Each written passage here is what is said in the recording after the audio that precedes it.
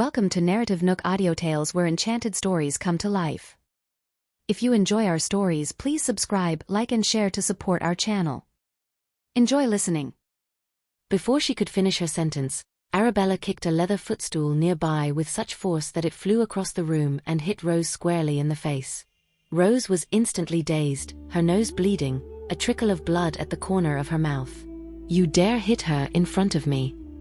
Bess was furious, pointing at Arabella. "How could I have a niece like you?" "Bella, you haven't said why you hit her?" Eunice asked leisurely. "She disrespected you and my parents, tarnishing your reputations." Not a single civil word out of her mouth. Arabella looked coldly at the figure on the ground. If not her, then who? Eunice held back a smile, glanced at Bess, then looked at Arabella with approval. "Seems like someone didn't teach her manners at home. Good job setting her straight, Bella." Bess was livid. "Bess, you have two choices now," Eunice continued. "One, take your people and leave my estate within a minute, or two, I hand you over to Bard and call Calvin to pick you up." Eunice. Bess was fuming, about to curse. "Timekeeper, start the clock." Eunice sat elegantly in the main seat of the living room, her laziness and authority intermingled, exuding an indescribable feminine charm. Her bodyguard released Bess' arm, and Bess pointed at Eunice's nose, threatening, "You just wait, there will be hell to pay after Bard personally comes to apologize. I won't let you off the hook. Let's go." Bess helped Rose up, while Rose cried pitifully, "Grandma, we can't let that bitch off, look what she did to me." "Hold on a moment," Eunice suddenly said. Bess turned around irritably. "What now? You want to detain someone? I'm telling you." Eunice approached with grace. "Seems like the lesson from Bella wasn't clear enough. Your precious granddaughter hasn't learned her manners." Before Bess could react, Eunice raised her hand and slapped Rose hard across the face. "It seems I have to teach you that bitch isn't a word you can throw around." Rose never expected Eunice to hit her, thinking now everyone felt bold enough to walk all over them. "Eunice." Bess raised her hand, but before it could land, Eunice caught it. "At your age, Bess, you shouldn't get angry, or you might throw out your back, and then blame me, which would be unfortunate." Eunice released her hand. Bess nearly lost her footing and would have fallen if not for the bodyguard's support. "You'll pay for this, Eunice, and you." Bess glared at Arabella furiously. "Just you wait." Once everyone had left, the servants cheered. "She's so badass. Miss Bella too." Bess and Rose finally got a taste of their own medicine. Previously, out of respect for her husband, Eunice had always been accommodating. But today, Bess came to visit under the guise of concern, only to insult her with insinuations and slanders, as if being dead would be better than bringing shame to the Griffith family's good name. Eunice approached Arabella, patting her shoulder in approval. "You did well. Don't worry, I will handle the rest." Arabella looked up puzzled. "Aunt Eunice, is this how they've always been? So bold and unchecked." "It's always been this way," Eunice was used to it, "but soon, we won't have to tolerate it anymore." Previously, Eunice had refrained from a confrontation out of respect for their elder status and consideration of Bard. "Bella, join me tonight, I have a place to go." Eunice smiled. "You, my dear, are becoming more and more likable." The servants also stole glances at Arabella, not expecting Miss Bella to be so cool, much like Eunice. Evening. Eunice tapped lightly on Arabella's door, personally delivering a gown for the night's event. "Tonight's Arlen's birthday bash. Bard's tied up with work, so it's just us. This is your dress. We'll head out in 30 minutes. After descending the stairs, Eunice slipped into a stunning red evening gown made of silk velvet, both warm and luxurious. Her chic bob made her look elegant and poised, complemented by dazzling earrings and a radiant necklace. Arabella, dressed and ready, saw Eunice from a distance, looking effortlessly graceful. Naturally beautiful, Arabella looked even more majestic with the right touch of jewels. "You're all set." Eunice, upon hearing Arabella's footsteps, turned with a smile full of admiration and approval. "Lovely, you look stunning." The dress she had chosen for Arabella was both elegant and stylish, predominantly in a pale lilac hue. With her hair done up in a simple bun, she exuded an air of cool grace and nobility, like a fairy straight out of an enchanted realm. Not everyone could pull off such a style and color, but Arabella did so effortlessly. The lining of your dress is insulated. With the car and Arlen's place heated, you won't be cold, Eunice said gently. Tonight, I'll say this up front. If anything happens, just make sure you're safe. Arabella sensed this was no ordinary gathering and lifted her gaze to ask, and what about you, Aunt Eunice? If I wasn't confident, I wouldn't be going, Eunice replied with a confident laugh, her red lips curving into a striking smile. Just then, a person stepped out of a car at the villa's entrance. The security guard recognized her immediately, his surprise evident. Miss Serena, what brings you here? Why shouldn't I come? Today, Serena was dressed in a chic Chanel tweed suit, radiating poise and beauty. Despite taking a beating the night before and fiercely protecting her face, there was not a mark to be seen, although only she knew the extent of her pain. During her bath, she had seen countless bruises on her body, hardly an inch was spared. No, of course, you're welcome here, Miss Serena. Not just Mr. Griffith and his wife, but I'm delighted too. But Mr. Griffith's abroad right now, I'll let Mrs. Griffith know. No need for that. I want to surprise Aunt Eunice. Open up, will you?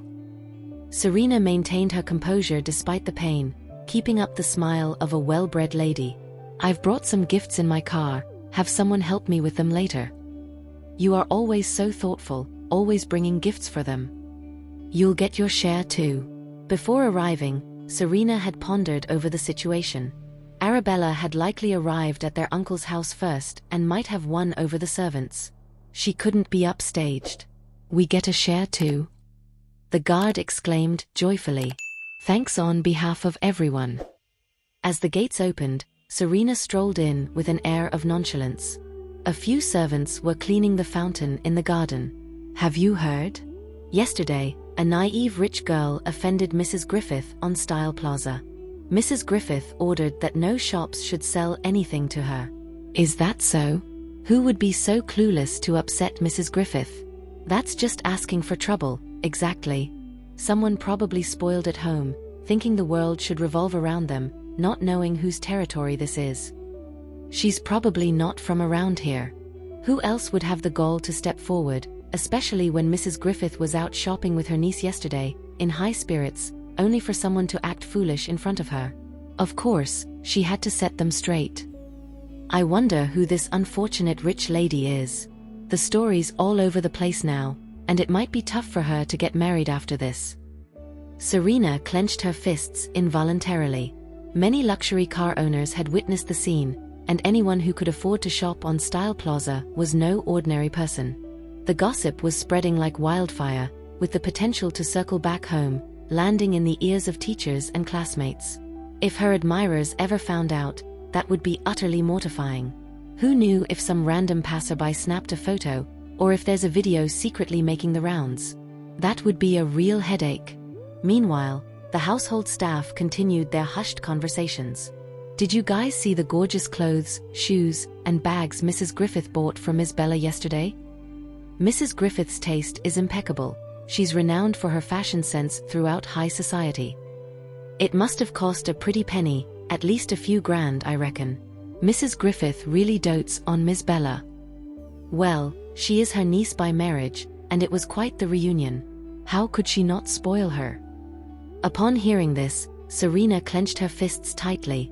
Suddenly, someone spotted her lurking nearby, and with a start, they stood up straight, bowing respectfully. Miss Serena, what brings you here? The other servants looked over, dropping their chores to bow in turn. Serena, we're so pleased you've come. Sir and Madam will be thrilled. With a practiced smile, Serena inquired, where's Aunt Eunice? She's inside.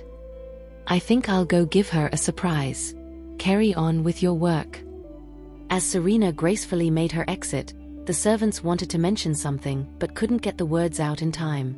Serena was unaware that Eunice and Miss Bella were off to a birthday celebration. Pushing aside her displeasure, Serena tiptoed into the living room, where she saw Eunice laughing and chatting away. Bursting with excitement, she leaped out, exclaiming, Aunt Eunice.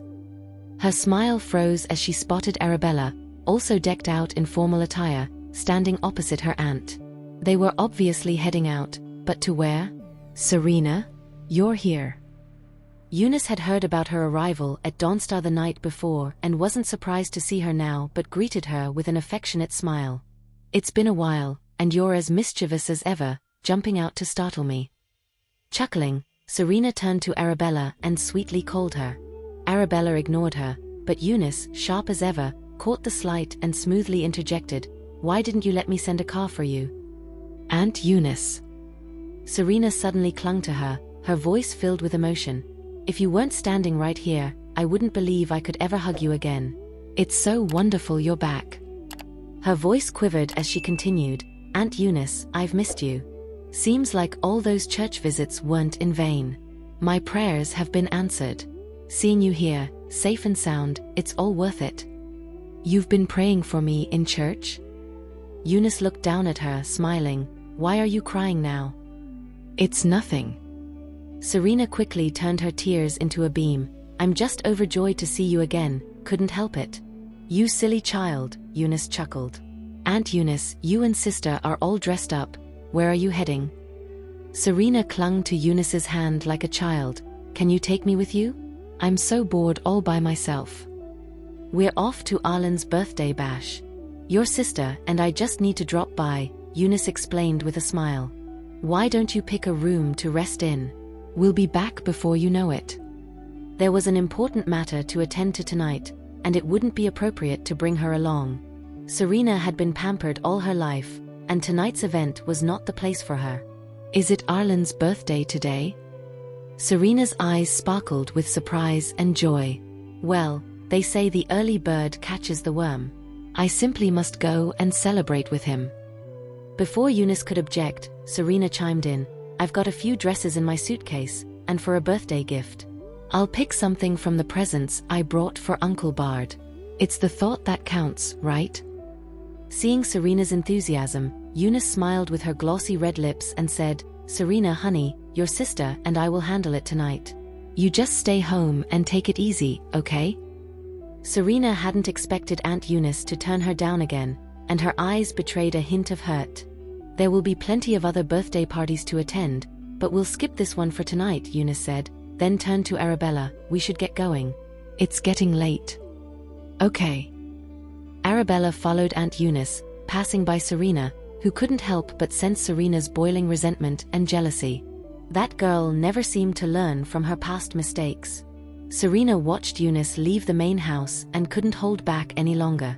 She hurried after her, quickly catching up and taking Eunice's hand with a firm grip. "Aunt Eunice, let me at least see you off." Though she said you, Serena clung to Eunice's hand with an almost possessive air, as if to assert her territory over Arabella or deliberately leave her out in the cold. Normally, Serena would sprinkle the conversation with sweet nothings, like, "I must not be doing as well as my sister, that's why Aunt Eunice prefers her company. After all, I'm not really a Collins by blood, it's only right that I shouldn't go." But Aunt Eunice was sharp as a tack, so Serena dared not lay it on too thick. Instead, she just clung to Eunice's hand, playing the sentimentality card. "Aunt Eunice, it's been so long since we've had a chat, and now you're leaving again. I just want to walk you out, at least that way, I can spend a little more time with you." Eunice laughed. "Since when did you become such a clingy kid?" Serena grinned sweetly. "Ever since last time, when I thought I might never see you again, I've been kicking myself for not making more time for the people I care about. Auntie, when was the last time we had a proper walk together like this?" "It's been a while," Eunice admitted, stopping in her tracks to turn and wave Arabella over. "What's taking you so long? Hurry up."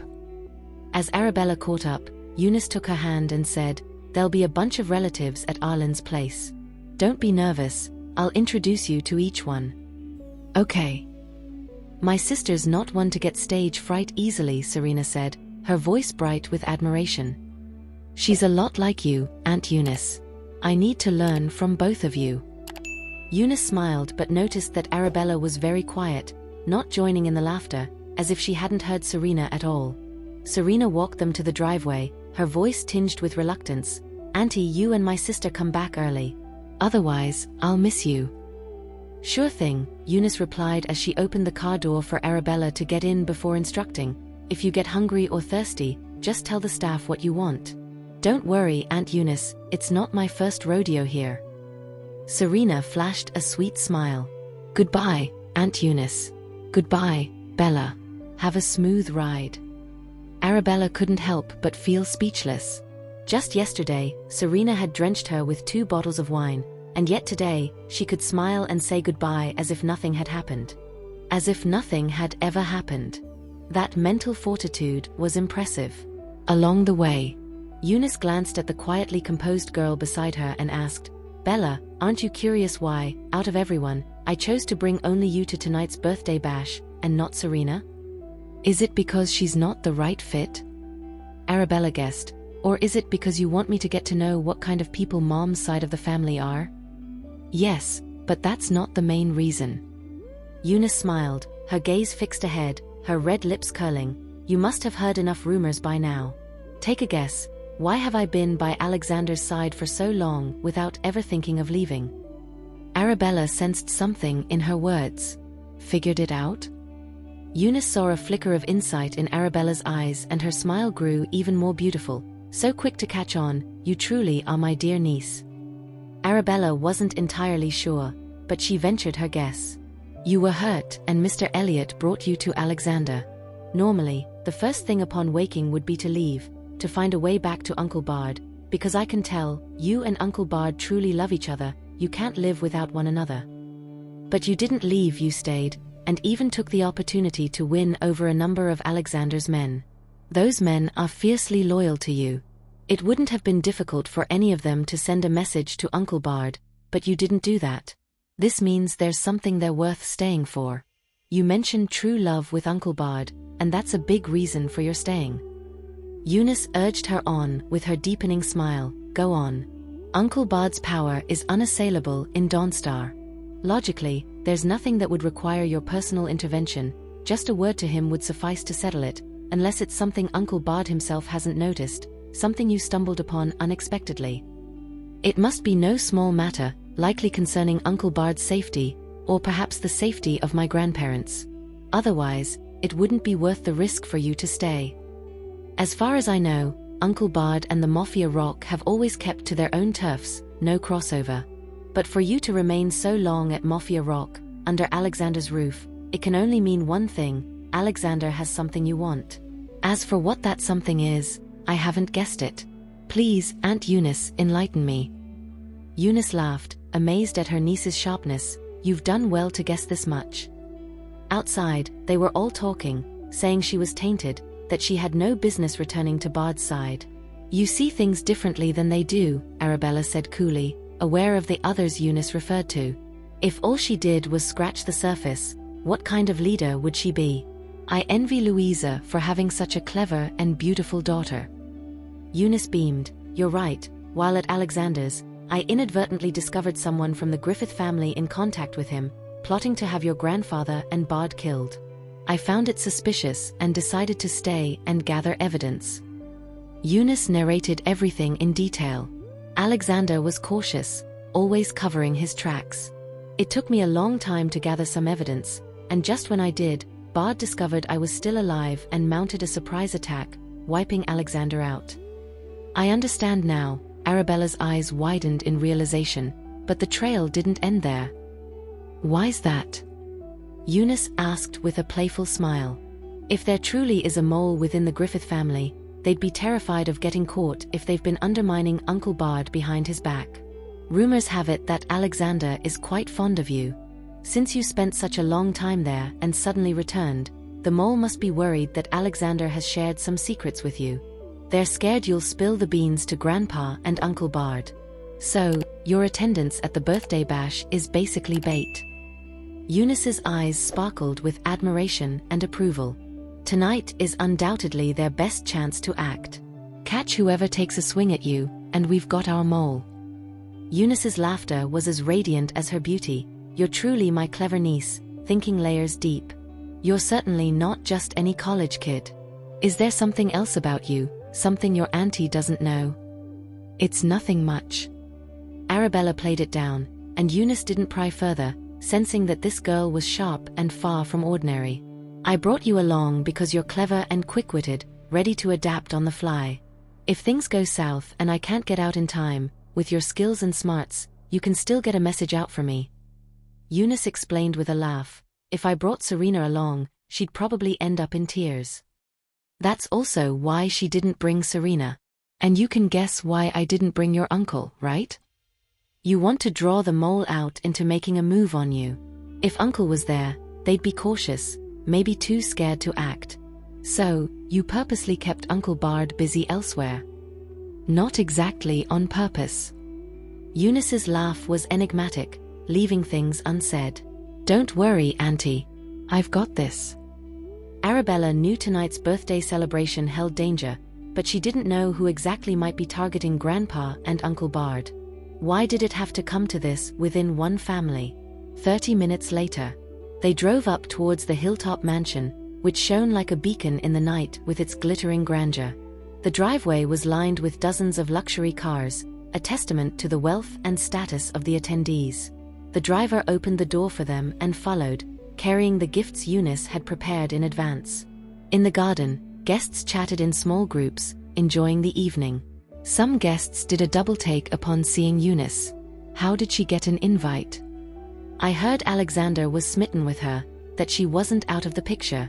Seeing her now, it seems true. What was Bard thinking, keeping a woman like that around?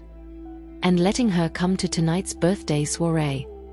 How can she be the lady of the Griffith family? Arabella overheard their snide comments from a distance and frowned. These people are so rude. You get used to it. Eunice's stride was confident, her red dress accentuating her commanding presence. She ignored the murmurs, striding past them into the main building. The other women felt a pang of irritation. That damn Eunice, treating them like they were invisible. What was there to be proud of, for a woman who had been toyed with? Inside the mansion, relatives surrounded an elderly man, keeping him chuckling and in high spirits. He looked vigorous, his charm undiminished by age, a birthday hat placed humorously atop his head. The driver handed the gifts to Eunice and Arabella, with Eunice stepping forward with a beaming smile to lead the way. Happy birthday, Arlen. This is just a little something from Bard and me, Eunice said as she handed over a gift. Arlen's butler stepped forward to take it immediately. You folks might not be aware of Bella's true identity. Allow me to introduce her. She's the long-lost daughter of Louisa, Arabella Collins, who has only recently been found. Bella, this is your Arlen. Mr. Arlen, I wish you a happy birthday and many a hearty laugh, Arabella said, offering her gift. Eunice added, this is the girl's way of showing her respect. Arlen looked taken aback and stared at Arabella for a good while before asking, you're Louisa's daughter? Before Arabella could respond, he turned to Eunice and asked with uncertainty, and Kenneth's? Who else? Eunice replied with a confident smile. How did she end up lost? And you found her in Dawnstar? Did you and Bard take her under your wing? Oh, Arlen, come on. The Collins clan holds Bella dear. How could they bear to have her fostered away? She's here to visit her grandfather. Hearing of your birthday bash tonight, she made a point to come and celebrate with you. Ah, well, that's thoughtful. It's good to have you back, Arlen replied with tepid enthusiasm, showing little warmth toward Arabella. A servant took the birthday present from Arabella's hands. Rose and Bess watched them with eyes that could kill. Unable to hold back, Bess snapped, that red dress of yours is stealing Arlen's thunder. Anyone would think you've come to outshine the birthday boy. The older women started to posture. This is Arlen's home, and today we're celebrating his birthday. Isn't it a bit much for a junior to take center stage? Away for a while and still as showy as ever. Young people just don't know how to be subdued. Eunice's lips curled into a smile, radiant and stunning. It's Arlen's birthday, so naturally, I wanted to make a bold statement. Bella and I dressed in those colors to wish Arlen nothing but prosperity and success. But Bess, here you are in black on such a joyous occasion. What message might that convey? Bess was itching to tear Eunice's mouth off. Another elder chimed in defensively, black signifies modesty. Do you think everyone wants to be as loud as you? In a time of celebration, black is an omen of bad luck, gloom and misfortune. As an elder, Bess should be aware of such taboos. Or is it intentional? Bess was fuming. This brazen girl was becoming more insolent and irritating by the minute. Enough, Arlen said, his expression souring. Eunice, I heard Bard had to leave on business this afternoon. Yes. And who's this? What's her name? Bella. Fine. Take Bella around, get some food. Sure thing. Come on, Bella, Eunice said, leading Arabella away, both still radiating charm. Bess was seething, that little hussy. I haven't even settled yesterday's score with her. And today she dares to be so brazen, showing off in front of us elders. Does she really think we won't put her in her place? You knew today was Arlen's birthday, yet you chose such attire, handing others a reason to mock. And now we're the laughingstock. Go change, or at least throw on a shawl. Calvin Griffith couldn't help but reprimand her in a low voice. Well, it's not Bess' fault. Eunice has always been disrespectful, never put anyone in her sight. Teresa didn't have much love for that wild child either. Watching her graceful figure walk away, a flicker of disgust passed through her eyes. Looks like the relatives here are not the easygoing type. Arabella followed Eunice to the long dinner table. Eunice handed her a cupcake. Eat something first. Arabella knew that her aunt was baiting the mole in their midst, certainly planning something to provoke the traitor into a rage, losing their cool enough to attempt murder. We'll split up and search in a bit, Eunice said, lifting her beautiful smile as if she were discussing the latest season's fashion trends, not plotting a sting operation. Okay, Arabella responded, lifting a gentle smile of her own. At that moment, a flustered socialite rushed forward, grasping Eunice's hand. Isn't this Eunice? You're still alive. Eunice recognized the voice and knew the woman was someone who feigned closeness in public but often badmouthed her behind her back. Smiling, she looked at the woman. At my young age, how could it be my turn to die? Tiffany, how's you doing lately? Blood pressure still sky high? Is it because Dave's been out chasing skirts again? Mrs. Laurier couldn't help but interject. What kind of talk is that? Tiffany was genuinely concerned about you, and you respond by taking jabs at her. Men go out and fool around because there are too many loose women like you out there. Enough, Mrs. Laurier. Eunice meant no harm, Tiffany said, her complexion souring. Which eye of Mrs. Laurier saw me being loose? Was it when I was being loose that you happened to witness with your very own eyes? Mrs. Laurier was taken aback by her brazenness. Everyone knows you've been delivered to the owner of Mafia Rock, and here you are, still pretending in front of us. Only a fool like Bard would fall for your tricks. Whether Bard was fooled by me is none of Mrs. Laurier's business.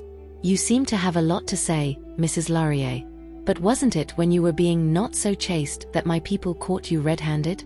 I wonder what Mr. Laurier would think if he saw some of the videos I have you're spouting nonsense. Mrs. Laurier's face changed colors as if she had been stepped on, warning, don't talk rubbish without evidence. That's when Arabella accidentally spilled her orange juice all over Mrs. Laurier's trailing gown. I'm so sorry, I was just so engrossed in the conversation, I wasn't paying attention. Mrs. Laurier hadn't expected the young girl next to Eunice to dare douse her with orange juice. Who are you? She's Kenneth and Louisa's daughter. Why, you want to take it up with them? You probably don't have their contact, but maybe I should send them a quick video. Eunice said with a smile. Kenneth and Louisa's daughter? Mrs. Laurier's expression shifted. Had that girl grown up so much? Although she looked somewhat unfamiliar, the facial features indeed bore a resemblance to Louisa. And who didn't know that Kenneth and Louisa were famously doting parents? The Collins were known to treat their daughter like a princess, spoiling her with every whim and fancy. You just wait. Mrs. Laurier fumed, her skirts billowing dramatically as she stormed off. Tiffany wanted to call her back but felt powerless. She could only turn to Eunice. Eunice, you usually play your pranks, and I chalk it up to Bard spoiling you rotten. But today is Arlen's birthday. Can't you at least save face for his friends? If you cause a scene, it won't look good for either side. Thanks for the heads up, Tiffany, replied Eunice with a smirk. I also have a video of Dave. Do you want to see it? Tiffany's face flushed with anger as she clicked away in her heels. Arabella, nearby, couldn't help but smile. Why can't they just take a hint? They've probably never managed to get the better of you, and now they're just asking for trouble. Some people are just full of themselves, thinking they're invincible, Eunice said elegantly, finishing her champagne. I'm going to take a walk outside. Sure, Arabella said, watching her leave. She grabbed a quick bite from the table and was about to leave when a girl suddenly came up close, pretending to be bumped by Arabella's shoulder, dropping her cupcake on the floor. Arabella! Rose exclaimed, her voice filled with anger. It was bad enough you bullied me yesterday, but today, on Arlen's birthday, he just wanted a taste of that mint chocolate chip cupcake, and you can't even grant him that small pleasure. What is your problem? The other guests couldn't help but look over. Speaking was Rose Griffith, the cherished granddaughter of Calvin and Bess. Their eyes then drifted to the girl opposite her. She was beautiful but somewhat unfamiliar. Think you can do whatever you want just because you're Kenneth and Louise's daughter? Rose deliberately made her identity known. The crowd had a moment of realization. She's Kenneth and Louise's daughter? They hadn't seen her for years, and she'd grown up so lovely, resembling Louisa, though her temperament seemed troublesome. Are you brain damaged? Arabella was too tired to argue. Look up. What do you see in the corner? At events like this, there were always cameras. Rose had anticipated the surveillance argument. Fine, since you won't admit it, let's check the tapes. If it turns out you bumped into me first, I expect an apology in front of everyone here. Arabella saw Rose's confidence and smiled faintly. Seems you've erased the footage. Rose was caught off guard by her quick assumption, a flicker of guilt crossing her face before she composed herself and retorted, I'm right in front of you. How could I erase it? At that moment, Bess walked over on cue. Rose, what's all this about? Grandma, don't worry about it. This is a personal matter between us. Since she won't respect Arlen or any of the elders here, I have to stand up for myself. Someone, check the surveillance footage. The crowd of onlookers grew, and Arabella watched Rose's charade with a bored expression. True to form, a servant pretended to panic. Rose, the footage from 11 minutes ago has mysteriously disappeared. How could it be missing?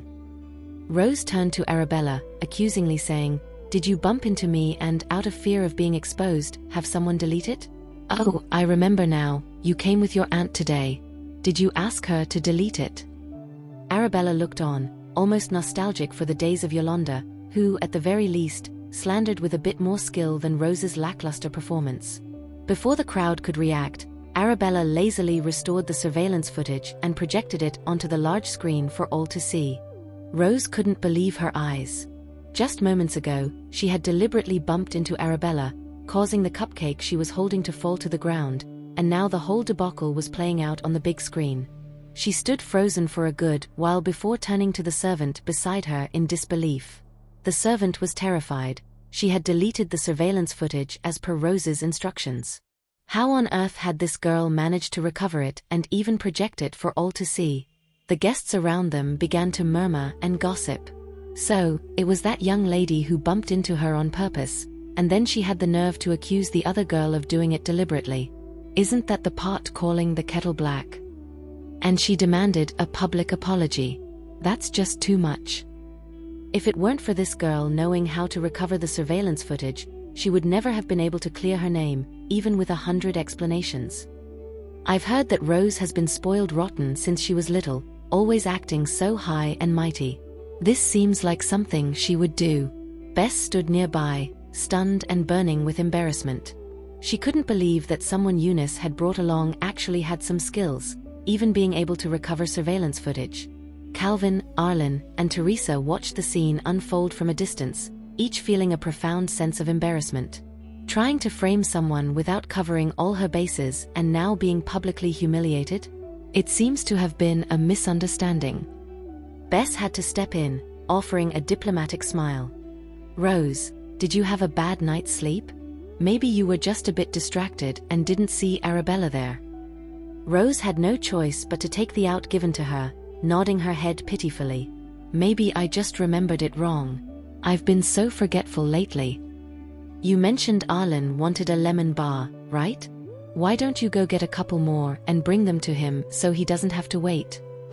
Arabella, not willing to let them off the hook so easily, said coldly, framing someone and not even apologizing.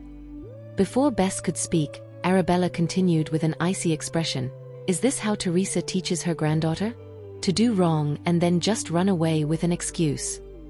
Bess hadn't expected her niece to be so petty and unforgiving. I'm sorry for misunderstanding you earlier. Rose, seeking to keep the peace, admitted her fault reluctantly. I didn't mean to bump into you.